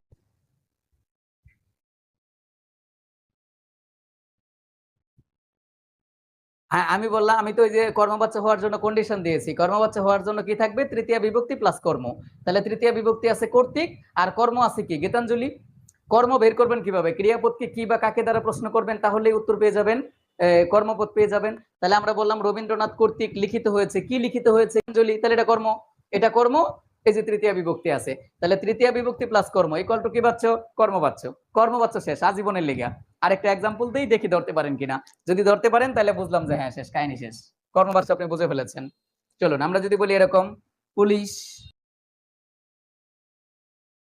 কর্তৃক চোর ধৃত হয়েছে, পুলিশ কর্তৃক চোর ধৃত হয়েছে। এই বাক্যটার অর্থ বলি আগে। পুলিশ কর্তৃক মানে পুলিশের ধারা, চোর ধৃত, ধৃত মানে ধরা, ধরা হয়েছে। তাহলে পুলিশ কর্তৃক চোর ধরা হয়েছে। একটু খেয়াল করেন তো, এখানে তৃতীয় বিভক্তি আছে, তৃতীয় বিভক্তি আছে। এবার কোশ্চেন করেন পুলিশ কর্তৃক কি ধরা হয়েছে? কি? চোর। এই যে চোরটা হলো বাক্যের কর্ম। তাহলে দেখেন তো তৃতীয় বিভক্তি প্লাস কর্ম, তৃতীয় বিভক্তি প্লাস কর্ম আছে, আছে, আছে। যেহেতু তৃতীয় বিভক্তি প্লাস কর্ম আছে সুতরাং এটা কর্মবাচ্য। কোন বাচ্য? কর্মবাচ্য। কোন বাচ্য? কর্মবাচ্য। বলেন কোন বাচ্য? কর্মবাচ্য। এখন এই কর্মবাচ্যের কর্তাটাকে পুলিশ। আপনাকে বলা হয়েছে পুলিশ কর্তৃক চোর ধরা হয়েছে, এই বাক্যে পুলিশ কোন কর্তা? আপনি কিন্তু আনসার করতে পারবেন না। এখন এখন আপনি আনসার করতে পারবেন পুলিশ কর্মবাচ্যের কর্তা। আর যদি বলে পুলিশ কোন কারক, যেহেতু এটা কর্তা সেহেতু এটা কর্তা কারক। যদি এবার বলে পুলিশ কর্তৃক গীতাঞ্জলি, সরি, পুলিশ কর্তৃক চোর ধৃত হয়েছে, এখানে পুলিশ কোন কারকে কোন বিভক্তি, তাহলে উত্তর হবে কর্তা কারকে শূন্য বিভক্তি, কর্তা কারকে শূন্য। আর যদি বলে পুলিশ কর্তৃক, এই পর্যন্ত কোন কারকে কোন বিভক্তি, তখন উত্তর হবে কর্তা কারকে তৃতীয় বিভক্তি। বলেন তো কর্মবাচ্যের কর্তা চিনলেন কিনা? পড়ানোর চেষ্টা করতেছি ভাই, 3টা লিঙ্ক দিয়ে লাইছি, এখনো আমার পড়া শেষই হয় না। বুঝছেন, আমি চেষ্টা করতেছি এটা শেষ করে দেওয়ার জন্য, কিন্তু পারতাছি না। আরেকটা লিঙ্ক তো নেওয়া যাবে না। এত সময় ধরে মানুষের কনসেন্ট্রেশন ধরে রাখা সম্ভব না। আমি কিন্তু ফেসবুকেও ঢুকলাম না, কারো কমেন্ট পড়লাম না, কে কোথা থেকে দেখছেন এরকম ভঙ্গি ভাঙ্গা করারও কিন্তু সুযোগ পাই নাই। আমি পড়াইতেই আছি, এরপরও শেষ করতে পারতাছি না। এবার দেখেন বা ভাব বাচ্চা কোনটা। ভাব বাচ্চা হওয়ার জন্য 3টা কন্ডিশন থাকবে, 3টা। সেটা হলো বাক্যের মধ্যে তৃতীয় বিভক্তি থাকবে, তৃতীয় বিভক্তি প্লাস কর্ম নাই, কর্ম নাই ইকুয়াল টু ভাব বাচ্য, ভাব বাচ্য। তাহলে কি থাকবে? তৃতীয় বিভক্তি থাকবে, কর্ম থাকবে না, কি বাচ্য হবে? ভাব বাচ্য। এক্সাম্পল দেখুন, রবীন্দ্রনাথ, এই যে কর্তৃক তৃতীয় বিভক্তি আছে, তৃতীয় বিভক্তি আছে, রবীন্দ্রনাথ কর্তৃক লিখিত হয়েছে। বলুন তো কি লিখিত হয়েছে? কি লিখিত হয়েছে? কর্ম নাই। যেহেতু কর্ম নাই, তৃতীয় বিভক্তি আছে, সুতরাং এটা ভাব বাচ্য, এটা ভাব বাচ্য। তাহলে রবীন্দ্রনাথ কর্তৃক লিখিত হয়েছে, এখানে রবীন্দ্রনাথ কোন কর্তা? উত্তর হবে ভাব বাচ্যের কর্তা। এই যে উত্তর হবে ভাব বাচ্যের কর্তা। যেহেতু এটা কর্তা, তাহলে এটা কোন কারক? কর্তা কারক। কোন বিভক্তি? কর্তা কারকের শূন্য বিভক্তি। যদি বলা হয় তৃতীয় এই পর্যন্ত কর্তা রবীন্দ্রনাথ কর্তৃক, সেক্ষেত্রে আমরা উত্তর দিব কর্তা কারকে তৃতীয় বিভক্তি। দেখুন, ভাব বাচ্য হওয়ার জন্য আরো 2টা কন্ডিশন আছে। সেটা হলো কর্তা প্লাস যৌগিক ক্রিয়া, যৌগিক ক্রিয়া, যৌগিক ক্রিয়া। তাহলে উত্তর হয়ে যাবে এটা ভাব বাচ্য। সেটা কেমন? আমি বললাম তোমার, তোমার যাওয়া, যাওয়া, এই যে যাওয়া ক্রিয়াটা অসমাপিকা ক্রিয়া। এরপরে যদি আমি বলি তোমার যাওয়া হবে না, তাহলে এটা হলো সমাপিকা ক্রিয়া, এটা হলো সমাপিকা ক্রিয়া। সমাপিকা ক্রিয়া অসমাপিকা ক্রিয়া দুইটা যদি একত্রে থাকে তাহলে সেটাকে বলা হয় যৌগিক ক্রিয়া। তাহলে এই যে যৌগিক ক্রিয়া পাইলাম, যৌগিক ক্রিয়ার আগে এটা কি? এটা হলো কর্তা। এই যে কর্তা প্লাস যৌগিক ক্রিয়া, কর্তা প্লাস যৌগিক ক্রিয়া, এটাও কিন্তু ভাব বাচ্য। তাহলে এই ভাব বাচ্যের কর্তাটাকে তুমি, এখানে তোমার যাওয়া হবে না, এখানে কর্তা মূলত তুমি, কর্তাটা হলো তুমি। তাহলে এখানে তোমার কোন কর্তা? উত্তর হবে ভাব বাচ্য কর্তা। ভাব বাচ্য হওয়ার জন্য আরেকটা কন্ডিশন আছে, সেটা হলো একজন আরেকজনকে একটা কাজ করার জন্য অনুরোধ করবে, কিন্তু কাজটা হবে না। যেমন আপনি আপনার কাছে একজন অপরাধ করেছেন, আপনি উকিলের কাছে যায় বললেন, ভাই ইনি যে অপরাধ করেছে, বা স্যার ইনি যে অপরাধ করেছে, আমি তার উপযুক্ত শাস্তি চাই। এখন আপনি বলেন, উকিলের কাছে যায় বললেন আমি তার উপযুক্ত শাস্তি চাই, এই কথাটা বলার সাথে সাথে উকিল শাস্তি দেওয়া শুরু করছে? না। তার মানে শাস্তির জন্য আপনি আবেদন করেছেন। তাহলে একজন আরেকজনকে একটা কিছু করার জন্য অনুরোধ করবে। যদি এইরকমও বাক্যের থিম থাকে, তাহলে সেই বাক্যটা হয়ে যাবে ভাব বাচ্যের বাক্য। যেমন আমি বললাম আসামিকে তার উপযুক্ত শাস্তি বিধান করা হোক। 41তম বিসিএস পরীক্ষার মধ্যে কোশ্চেন আসছিল, ডিঙি টেনে বের করতে হবে, আমাদেরকে এই কাজটা করতে হবে, এটা আমাদের করতে হবে, এগুলা সব হবে ভাব বাচ্যের কর্তা। তাহলে ভাব বাচ্য বুঝলাম আমরা। এরপরে বাকি রইল কি? কর্তা বাচ্য। তাহলে কর্ম বাচ্য হবে না, ভাব বাচ্য হবে না, কর্তা বাচ্য হবে। কাহিনী শেষ। বলেন, কর্তা বাচ্য, ভাব বাচ্য, কর্ম বাচ্য, এই 3টা বাচ্য চিনলেন? আচ্ছা, যদি চিনে থাকেন তাহলে আজকে আর আমি ক্লাস কন্টিনিউ করতে পারছি না, কারণ অলরেডি 2টা লিঙ্ক যায়, 3য় লিঙ্ক যাচ্ছে। আপনারা যখন ভর্তি হবেন এই পেড বেসে, তখন আমি আপনাদেরকে কারক আবার পড়াবো, এই কথাগুলো আবার বলবো, এবং এই প্রকারভেদগুলো নিয়ে আমরা আবার কথা বলার চেষ্টা করবো ইনশাল্লাহ। ওই দিন যেটুকু বাকি আছে এটুকু ক্লিয়ার হয়ে যাবে। আচ্ছা, আজকে আমি আর সময় নিচ্ছি না, কারণ আপনাদের কোর্স কারিকুলাম সম্পর্কে কথা বলবে এই প্রতিষ্ঠানের অনলাইন ডিরেক্টর। আপনারা তার সাথে থাকবেন, এবং তিনি কোর্স সম্পর্কে কি বলতে চাচ্ছেন, কি মেসেজটা আপনাদেরকে দিতে চাচ্ছেন, আপনারা নিশ্চয়ই সেই মেসেজটা নিয়ে তারপর আপনারা যাবেন। আপনারা সবাই ভালো থাকবেন, সুস্থ থাকবেন। দেখা হবে, যদি আপনারা ভর্তি হন তাহলে আগামী কোনো লাইভ সেশনে দেখা হবে ইনশাল্লাহ। সে পর্যন্ত সবাই ভালো থাকুন, সুস্থ থাকুন, আমার জন্য দোয়া করবেন, আমিও আপনাদের জন্য দোয়া করি। সেই প্রত্যাশা ব্যক্ত করে আমার আজকে ক্লাস শেষ করছি। আসসালামু আলাইকুম ওয়া রাহমাতুল্লাহি ওয়া বারাকাতুহু।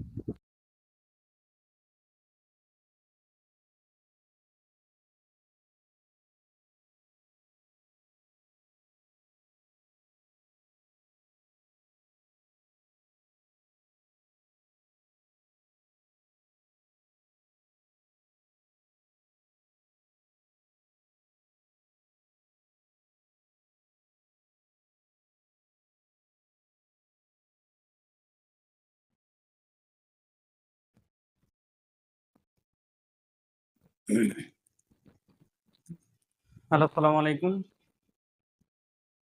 সকলে আমাকে শুনতে পাচ্ছেন? আচ্ছা, আমি মোহাম্মদ নাইমুর রহমান, সহকারী পরিচালক এসএ জব কেয়ার, বর্তমানে পরিচালক online director SA job care online batch. বর্তমানে কর্মরত আছি ঢাকা প্রকৌশল ও প্রযুক্তি বিশ্ববিদ্যালয় ডুয়েটে।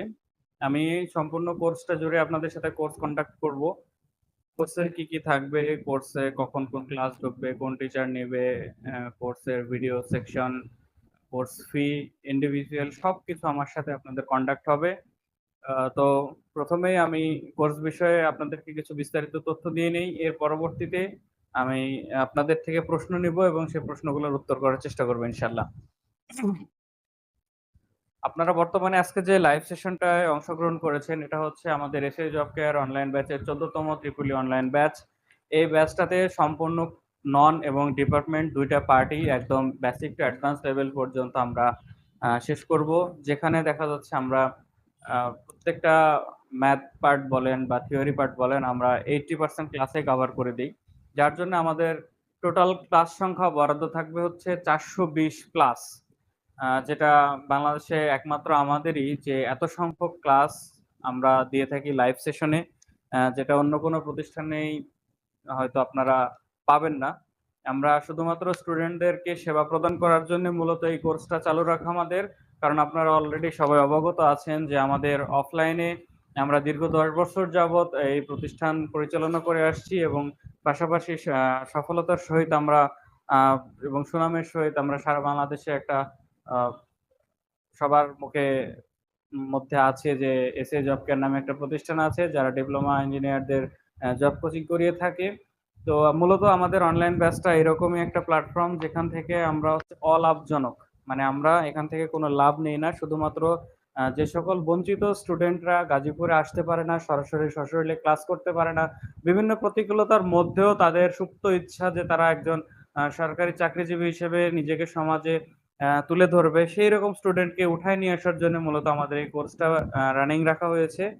তো আমাদের এই কোর্সে সবগুলো ক্লাস হবে লাইভ ক্লাস, ঠিক আছে? জুম অ্যাপস এর মাধ্যমে আপনারা যেভাবে আজকে ক্লাস করছেন সেম সেইভাবে জুম অ্যাপস এর মাধ্যমে একদম A to Z 420টা ক্লাস থাকবে 420-এর। তো সবগুলো ক্লাস জুম অ্যাপস এর মাধ্যমে লাইভ নেওয়া হবে এবং এই লাইভ ক্লাসের আবার রেকর্ডেড ভিডিও চলছে আমাদের একসাথে অনেকগুলো ডিভাইস কানেক্ট থাকে, একটাতে লাইভ চলছে, একটাতে ইউটিউব লাইভ চলছে, একটাতে ফেসবুক লাইভ চলছে, একটাতে চলবে রেকর্ডিং, শুধুমাত্র রেকর্ডিং হবে। তো সেই রেকর্ডেড ভিডিও আবার আজকে যে ক্লাসটা হচ্ছে এটাকে আমরা প্রসেসিং করার পরে আজকে রাতে আপলোড করে দেব এবং আগামীকাল সকালে আপনারা এই ভিডিওটা আবার পুনরায় দেখতে পারবেন। যারা ভর্তিকৃত স্টুডেন্ট তাদের জন্য গুগল ড্রাইভের মাধ্যমে ভিডিওগুলো দেখার সুযোগ থাকবে। আমরা প্রত্যেকটা সাবজেক্ট ওয়াইজ গুগল ড্রাইভ দিব, আপনি শুধু ড্রাইভ লিংকে ঢুকবেন আর আপনি ডেট ওয়াইজ বা আপনার সিরিয়াল নাম্বার ওয়াইজ ক্লাসের লেকচার নাম্বার ওয়াইজ আপনি ক্লাসগুলো সেখান থেকে একদম বিনামূল্যে যতদিন আপনার চাকরি না হচ্ছে, এক কথায় আনলিমিটেড ভ্যালিডিটি লাইফ টাইম, আপনি যতদিন চাকরি না হবে ততদিনই ক্লাসগুলো ফ্রিতে দেখতে পারবেন রেকর্ডেড ভিডিও। আর লাইভ সেশনটা আপনি প্রতিদিনের লাইভ ক্লাস, প্রতিদিন আপনাকে লাইভে অংশগ্রহণ করতে হবে। আমাদের কোর্সে বললাম যে আমরা ডিপার্টমেন্ট এবং নন ডিপার্টমেন্ট দুইটাই পড়াবো। তো ডিপার্টমেন্টের মধ্যে আমাদের অলরেডি আমরা আপনাদেরকে গতদিন একটা ভিডিও পাবলিক করেছি, সেই পাবলিক ভিডিওতে আমরা কি কি সাবজেক্ট পড়াবো, কতগুলো ক্লাস সংখ্যা থাকবে, এইরকম একটা পূর্ণাঙ্গ ধারণা আপনাদেরকে দিয়েছি। তো আমাদের এরকম একটা প্রসপেক্টাস আছে টোটাল কোর্সের, মানে টোটাল যে 420টা ক্লাস, এই 420টা ক্লাসে কোন সাবজেক্টে কতগুলো ক্লাস থাকবে, কিভাবে কি কি টপিক পড়ানো হবে, কতটুকু পড়ানো হবে, সবকিছু ইন ডিটেলস আমরা এই কোর্স কারিকুলামে দিয়ে রেখেছি। এটা আপনাদেরকে আমি পিডিএফ শেয়ার করে দেবো, যারা ভর্তিকৃত স্টুডেন্ট তাদেরকে একটা লিঙ্ক শেয়ার দিয়ে দেবো, সেই লিঙ্কের মাধ্যমে সেগুলো দেখতে পারবেন এবং ধরে ধরে এই কোর্স কারিকুলামটা আমরা শেষ করাই দেবো, ঠিক আছে? তো এই কোর্সে আমাদের টোটাল ডিপার্টমেন্ট ক্লাস থাকবে 250 প্লাস এবং নন ডিপার্টমেন্ট ক্লাস থাকবে হচ্ছে 160 প্লাস বা 70 প্লাস, সব মিলে 420 প্লাস ক্লাস সংখ্যা থাকবে আমাদের। আমরা এখানে রেফারেন্স বই হিসাবে ডিপার্টমেন্টের জন্য পড়াবো হচ্ছে টেসলা, যেটা একবারে লেটেস্ট এডিশন, টেসলার লেটেস্ট এডিশনটা থাকবে, রেজোনেন্সের লেটেস্ট এডিশন থাকবে। এরপরে হচ্ছে আমাদের যে ইংলিশ রাইটারের বইগুলো রয়েছে, ইংলিশ রাইটারের বই প্লাস বিগত 20 বছরের কোশ্চিন অ্যানালাইসিস করে উপসহকারী প্রকৌশলী এবং সহকারী প্রকৌশলীর কোশ্চিন অ্যানালাইসিস করে আমাদের প্রত্যেক টপিকের উপর ইন্ডিভিজুয়াল শিট করা আছে, সেই লেকচার শিট আপনাদেরকে আমরা পিডিএফ ফাইল আকারে দিয়ে দিব, সেগুলো থেকে আমাদের ক্লাসগুলো কন্ডাক্ট করা হবে। আর নন ডিপার্টমেন্টের জন্য প্রত্যেকটা সাবজেক্টের জন্য আলাদা আলাদা বই পড়ানো হবে।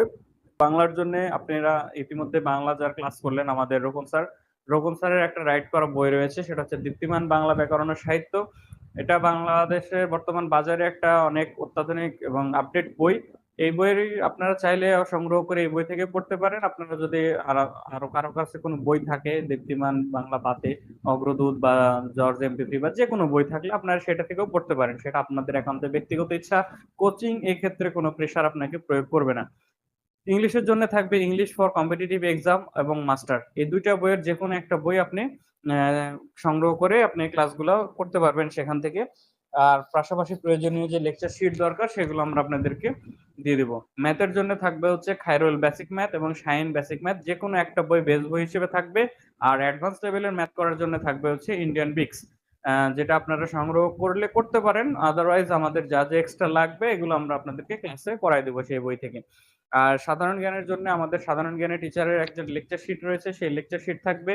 পাশাপাশি আপনারা যে কোনো একটা সিরিজ বই, সেটা হতে পারে জর্জ, হতে পারে এমপি3, হতে পারে আপনার প্রফেসর, হতে পারে অগ্রদূত, যে কোনো একটা সিরিজ বই আপনারা প্র্যাকটিস করার জন্য রাখবেন লেকচার শিট থেকে। সেখান থেকে পড়ায় দিলে আপনারা মোটামুটি 95% সাধারণ জ্ঞানের কোশ্চেন এখান থেকে কমন পাবেন ইনশাল্লাহ। আমরা সেভাবে শিটটাকে মডিফাই করে রেখেছি। এই ছিল হচ্ছে আমাদের রেফারেন্স বই হিসেবে আমাদের কি কি থাকছে কোর্সে। এখন অনেকেরই প্রশ্ন হচ্ছে আমাদের কোর্সটা কখন হবে, ক্লাসগুলো কখন হবে, সপ্তাহে কয়দিন ক্লাস, কোর্স ডিউরেশন কতদিন, এরকম প্রশ্ন আছে। আমাদের সবগুলা ক্লাস হবে হচ্ছে রাত্রি 7:30 PM থেকে শুরু করে রাত্রি 10:30 PM এর মধ্যে একটা নির্দিষ্ট রুটিন করে দেব, সেই রুটিন অনুসারে ক্লাস হবে। এরকম হতে পারে 7:30 থেকে 8:30 একটা ক্লাস হচ্ছে, অথবা 8:30 থেকে শুরু হবে 9:30 পর্যন্ত, আবার 9:30 থেকে শুরু হবে 10:30 পর্যন্ত। যে কোনো দুইটা ক্লাস প্রতিদিন হবে, এই দুইটাও হতে পারে, এই দুইটাও হতে পারে। একটা নির্দিষ্ট রুটিন করে দেবো আমরা, সেই রুটিন অনুসারে আমরা ক্লাসগুলো কন্টিনিউ করবো। প্রত্যেকটা ক্লাস জুম অ্যাপসের মাধ্যমে লাইভ নেওয়া হবে এবং সবগুলো ক্লাসের রেকর্ডেড ভিডিও আপনারা পাবেন। এই কথাটা বারবার বলার কারণ হচ্ছে আপনি লাইভ ক্লাসে যেরকম আমাকে প্রশ্ন করতে পারছেন, সরাসরি ক্লাসে বসে আমাকে প্রশ্ন করতে পারবেন, সেম ভাবে এই লাইভ ক্লাসে যুক্ত হলে আপনি আপনার সমস্যাগুলো প্রতিদিনের পড়া সমস্যাগুলো প্রতিদিনই ক্লাসে সমাধান করে নিতে পারবেন। এটা হচ্ছে আমাদের ক্লাস টাইম। আমাদের কোর্স ডিউরেশন হচ্ছে 7.5 মাস। টোটাল 420 প্লাস ক্লাস শেষ করতে আমাদের সময় লাগবে 7.5 থেকে 8 মাস। এই সময়ের মধ্যে আমরা টোটাল লাইভ ক্লাসগুলো শেষ করবো ইনশাল্লাহ। সরকারি ছুটি বা বড় ধরনের যে ছুটিগুলো থাকে সেগুলো বাদ দিয়ে আমাদের এই সময়টা লাগবে, আমরা এই সময়ের মধ্যে শেষ করব। এখন আসি হচ্ছে কোর্স ফির বিষয়। আমাদের এই টোটাল কোর্সের কোর্স ফি আসবে হচ্ছে 5,500 টাকা, যেটা আমরা অফলাইনে করাই। আপনার এখন পর্যন্ত বর্তমানে 10,500 আছে, পরবর্তীতে নেক্সট মান্থ থেকে হয়তো সেটা 12,000-এর দিকে 12,500-র দিকে আগাবে। যাই হোক, সেটা পরের বিষয়। বর্তমানে আমাদের এই কোর্সের কোর্স ফি হচ্ছে 5,500 টাকা, যেখানে আপনার নন এবং ডিপার্টমেন্ট দুইটা পার্টি আপনি একসাথে করতে পারবেন। এখন অনেকের প্রশ্ন হচ্ছে এটা কি একবারে পে করতে হবে, এখানে কি ভেঙে পে করার সুযোগ আছে? হ্যাঁ, আমাদের কোর্সটা দুইভাবে পে করার সিস্টেম, একটা হচ্ছে ফুল পেমেন্ট আর একটা হচ্ছে ইনস্টলমেন্ট। যদি আপনি ফুল পেমেন্ট করে ভর্তি হন তাহলে 500 টাকা ডিসকাউন্ট পাবেন। 500 টাকা ডিসকাউন্ট পেয়ে আপনি একবারে 5,000 টাকা দিয়ে এই কোর্সটা নিতে পারবেন। সেক্ষেত্রে আপনার পরবর্তীতে আর কোনো কোর্স ফি পে করতে হবে না, একবারে 5,000 টাকা পে করলে আপনি সবকিছু সুবিধা একবারেই পেয়ে যাচ্ছেন। আবার যে বলবে যে না আমার একবারে সম্ভব না, তার জন্য সুবিধা হচ্ছে প্রথমে 3,000 টাকাতে ভর্তি হতে হবে, ভর্তির পরবর্তী মাসে 1,500 টাকা, তার পরবর্তী মাসে 1,000 টাকা। প্রথম 3 মাসের মধ্যে ভর্তি ফি পেমেন্ট করতে হবে সম্পূর্ণটাই, সেক্ষেত্রে ডিসকাউন্টটা থাকবে না ভেঙে দিলে। আর কোর্স ফিটা 1 থেকে 10 তারিখের মধ্যে পে করে দিতে হবে। এটা হচ্ছে আমাদের কোর্স ফি এবং কোর্স ফি পেমেন্টের প্রসিডিউরটা।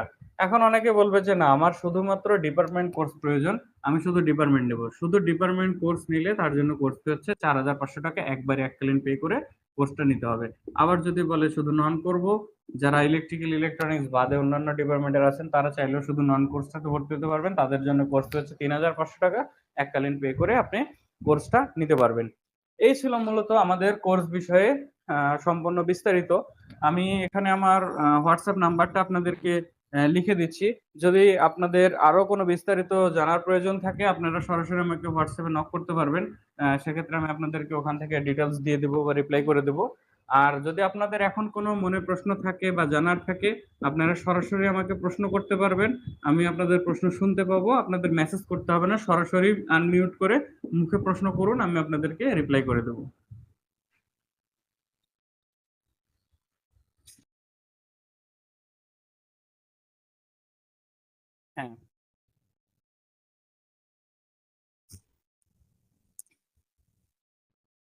আমাদের পেইড ভার্সনটাও আছে। পেইড ভার্সন আমরা ইউজ করছি না কিছু জটিলতার কারণে। কারণ যেহেতু এটা একটা সিকিউরড ক্লাস, যে এটা যেহেতু পেইড ভার্সনের ক্লাস, তো এই যখন আমরা পেইড ভার্সনে অ্যা ক্লাসটা কন্টিনিউ করি তখন বিভিন্ন ধরনের জটিলতা তৈরি হয়। যার জন্য আমরা ওই ভার্সনটাকে অফ রেখেছি। আমরা সেশনের মাধ্যমে ক্লাস নিচ্ছি। একটা টিচারের ২ টা করে সেশন থাকবে প্রতিদিন।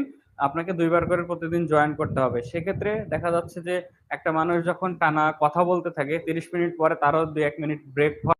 সেও হয়তো একটু পানি খায় বা সেও একটু রেস্ট পায়, এবং ৩০ মিনিট পরে আপনারাও দেখা যাচ্ছে একটু কনসেনট্রেশন ব্রেক হইতে পারে। সেক্ষেত্রে ৩০ মিনিট পরে আপনারা ১-২ মিনিটের জন্য একটু ব্রেক পান এবং কনসেনট্রেশন পুনরায় নিয়ে এসে আবার দ্বিতীয় সেশনটা শুরু করা হয়। আমাদের আসলে ২ টা ভার্সনই আছে। আমরা এই ভার্সনে বেশি কমফোর্টেবল, স্টুডেন্টরাও বেশি কমফোর্টেবল, তার জন্য আমরা এই ভার্সনটাকেই চালাচ্ছি।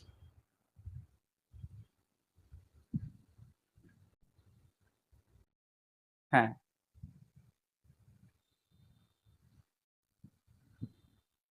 দেখেন, আমাদের ফার্স্টে আমরা বলে দিয়েছি যে আমাদের এগুলো হচ্ছে লাইফ টাইম ভ্যালিডিটি। তো আপনাকে এই ভিডিওতে ডাউনলোড করার প্রয়োজন নাই। আপনার যখন ইচ্ছা যতবার ইচ্ছা আপনি লিংকে ঢুকবেন, দেখবেন। এখানে ডাউনলোড করার প্রয়োজন হবে না আপনাকে। আপনি লিংক থেকে সরাসরি দেখবেন। আর আরেকটা তথ্য হলো, জি,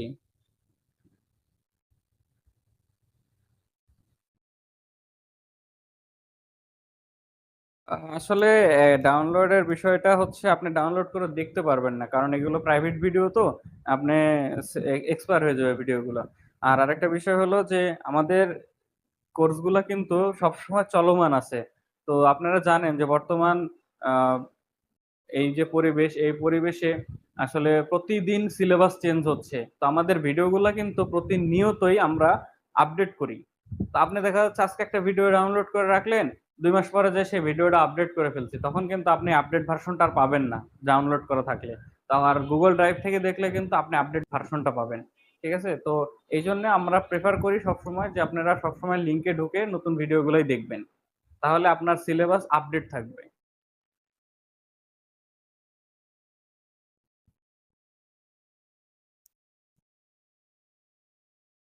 আমাদের মূলত আ সপ্তাহে হচ্ছে, মানে এখন ৪ টা সাবজেক্ট শুরু হবে আপনাদের। মানে সপ্তাহে আপনাদের ক্লাস হবে হচ্ছে ১২ টা। ঠিক আছে? এরকমও হতে পারে যে একদিনে ২ টা নন, ২ টা ডিপার্টমেন্ট। আবার এরকম হতে পারে যে একটা নন, একটা ডিপার্টমেন্ট। এটা আসলে রুটিনটা ডিপেন্ড করবে টিচারের উপরে। আমি রুটিনটা আপনাদেরকে আরো ৩ দিন পরে পাবলিকলি জানাতে পারবো। কারণ হচ্ছে আমরা ব্যাচটা ৪ টা ফ্রি ক্লাস শেষ হওয়ার পরে ব্যাচের রুটিন ডিক্লেয়ার করব।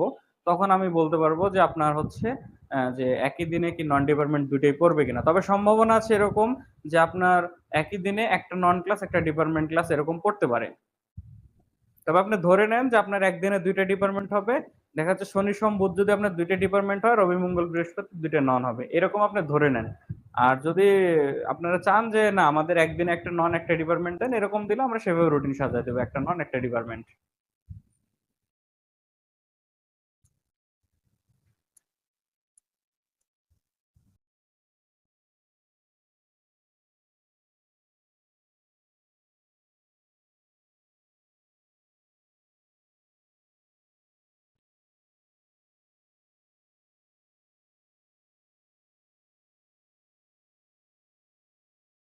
না, আমাদের প্রত্যেকটা ব্যাচ যে কয়জনই হোক, অলরেডি আমাদের এই ব্যাচে কিন্তু অনেক স্টুডেন্ট ভর্তি হয়ে গেছে। ঠিক আছে?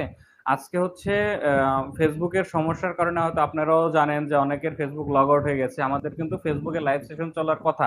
কিন্তু আমরা ফেসবুক প্রবলেমের কারণে আমাদের লাইভ সেশন চালাতে পারছি না। যার জন্য লিংক গুলো আমরা সব জায়গায় পাবলিক করতে পারি নাই। যার জন্য পার্টিসিপেন্ট কম আসছে আজকে ক্লাসে।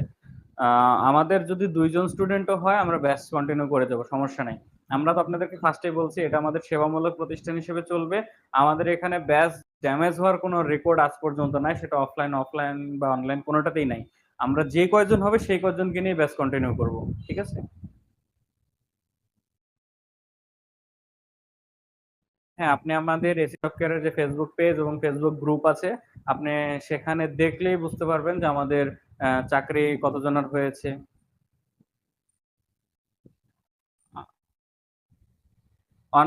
আমাদের অনলাইনটাও ফেসবুক গ্রুপে পাবলিক করে দেওয়া আছে। লাস্ট বিআরএবি নিয়োগে আমাদের অনলাইন ব্যাচ থেকে সম্ভবত ৫ জন কি ৬ জনের লাস্ট বিআরএবিতেই জব হয়েছে। বিআরএবির প্রিভিয়াসে যেটা। এখানে এটা লাস্টের কথাই বললাম আমি।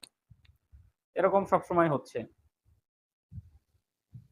আপনি আমাদের ফেসবুক গ্রুপটাতে একটু ফলো রাখবেন, তাহলে দেখবেন যে আমাদের সফলতাগুলো আমরা গ্রুপেই বলে দিই যে আজকে এই নিয়োগে এই কয়জন আমাদের টিকছে, এই এনারা সুপারিশপ্রাপ্ত হয়েছে, আমরা একবারে পাবলিকলি পোস্ট করে দিই।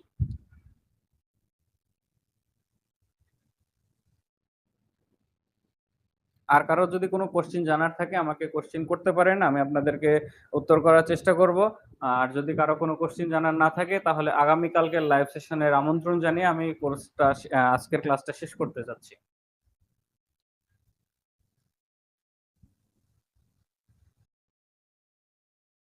আশা করি সকলের সকল প্রশ্নের অবসান হয়েছে, সকলে সকল প্রশ্নের উত্তরও পেয়ে গেছেন। তো আজকের মতো আমি এখানে লাইভ সেশন শেষ করতে চাচ্ছি। জি, আমাদের অলরেডি আজকে থেকে ব্যাচ শুরু হয়ে গেছে। আজকে উদ্বোধনী ক্লাসের মাধ্যমে ব্যাচ শুরু হয়ে গেছে।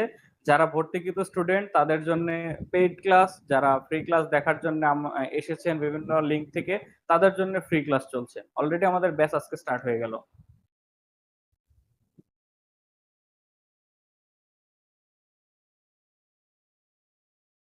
জি, না না, একদম সিকোয়েন্সলি আমরা, হ্যাঁ আপনারা রিকোয়েস্ট করেছেন টিচারকে, তার জন্য টিচার হচ্ছে কারক পড়িয়েছে। আমাদের কোর্স কারিকুলামে দেওয়া আছে আজকে হচ্ছে প্রথম ক্লাসে ভাষা, লিপি এবং ব্যাকরণ সম্পর্কে আলোচনা, মানে একদম ফার্স্ট বেসিক টপিকটা। কিন্তু আপনাদের রিকোয়েস্টে হয়তো টিচার কারক পড়িয়েছে, এটা আবার রিপিট হবে ক্লাসটা। আপনাদের যখন বাংলা ক্লাস শুরু হবে বা যে সাবজেক্ট শুরু হবে ওইটার একদম কোর্স কারিকুলামের যে প্রথম থেকে যে টপিকটা আছে সেভাবেই একদম সিকোয়েন্সলি শুরু করা হবে।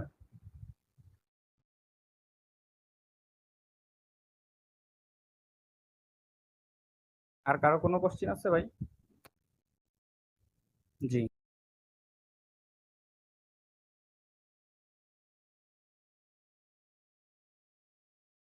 নতুন করে বলতে আপনার যেহেতু কারক তো মাঝের একটা টপিক, এই টপিক তো আপনি চাইলে কারক কন্টিনিউ করতে পারবো না শেষ পর্যন্ত, কারণ কারক পড়াইতে গেলে আরো আনুষঙ্গিক বিষয়গুলোর দরকার আছে, সেগুলো তো আপনাদের যাদের জানা নাই তারা তো বুঝবে না। তার জন্য আমরা একদম বাংলার ফার্স্ট টপিক যেটা সেখান থেকে শুরু করা হবে, এরকম প্রত্যেকটা সাবজেক্টের ফার্স্ট টপিক থেকে শুরু করা হবে।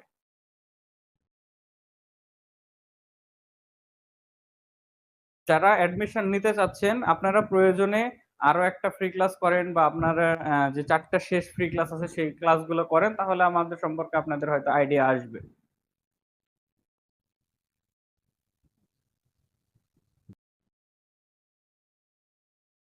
আর কারো কিছু কোনো জানা আছে?